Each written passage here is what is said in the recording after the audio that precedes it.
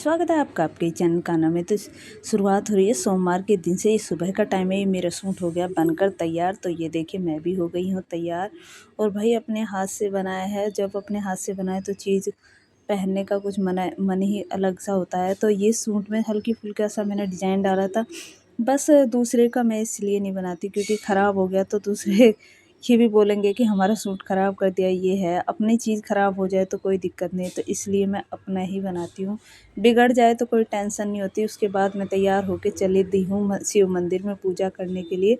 तो आप लास्ट तक वीडियो में बने रहिएगा। तो प्लीज़ वीडियो को पूरी देखिएगा और वीडियो को कट बिल्कुल भी मत कीजिएगा। और उसके बाद मिल रहे हैं सीधा शाम के टाइम। ये है 4 बजे का करीबन सोमवार का टाइम है।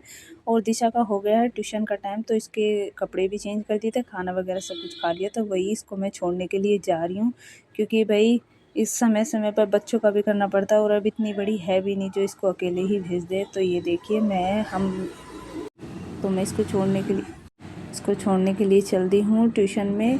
और भाई गर्मी बहुत ज़्यादा हो रही है इस टाइम, बहुत ज़्यादा। और गाँव में तो इतनी गर्मी है कि पूछो ही मत। उसके बाद मिल रहे हैं सीधा शाम के टाइम। जो मैं ये कर रही हूँ तो फिर मैं सीधा छत पे आ गई थी। तो यहाँ पे फिर मैं ये चिड़ियाओं के लिए रख रही हूँ छत पे जो रखा हुआ था ये मुझे लग रहा है फूट गया है। तो ये देखिए मैंने इसमें पानी भर तो दिया लेकिन इसमें से मैंने ध्यान नहीं दिया था, ये टपक रहा है। तो फिर दूसरा भी रखा हुआ था, फिर उसके साथ साथ दूसरा भी लेकर आई हूँ। तो बस मेरी यही विनती है कि सभी लोग अपनी छतों पर ये सब भर के रखें पानी के लिए, क्योंकि गर्मी बहुत ज़्यादा हो रही है। और पक्षी बिना पानी के तड़प रहे हैं, जैसे कि हमें पानी के बिना बुरी हालत हो जाती है, वही हालत इनकी है। तो ये देखिए एक पहले ही रखा हुआ था तो दूसरा भी ऐसे ही लेकर, ये बेटे से मंगाया था। अगर मैं लाती तो शायद बड़ा सा लेकर आ जाती, पर चलो कोई नहीं। तो वो पानी मैं नीचे से ही लेकर गई थी क्योंकि ना टंकियों में ना पानी, जो सिंटैक्स होती हैं इनमें पानी गर्म हो रहा था। तो नीचे से मैं ठंडा पानी लेकर गई थी। तो वही इनमें डाल दिया था। तो बस मेरी सभी से माताओं से भाई बहनों से यही रिक्वेस्ट कर रही हूँ मैं।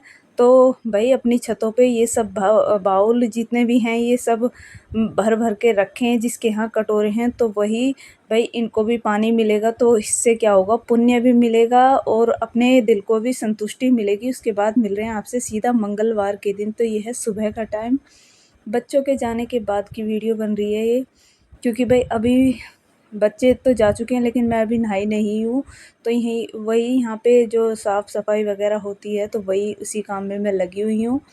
तो फिर थोड़े से जो 2-4 बर्तन थे वो धुल देती हूँ, अच्छे से साफ़ कर देती हूँ। और दिशा क्या करती है, दिशा का रोज़ का काम है ड्रेसिंग टेबल में पता नहीं किस किस चीज़ के निशान लगा देती है।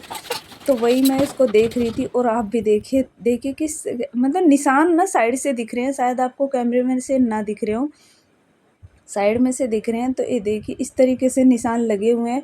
तो वही मैं इसको साफ़ कर रही थी। ऐसा नहीं है कि एक ही दिन रोज़ ऐसा करना पड़ता है, चाहे घर खुला हो या बंद हो, डस्ट तो देखो हर जगह आती है, धूल मिट्टी हो ही जाती है।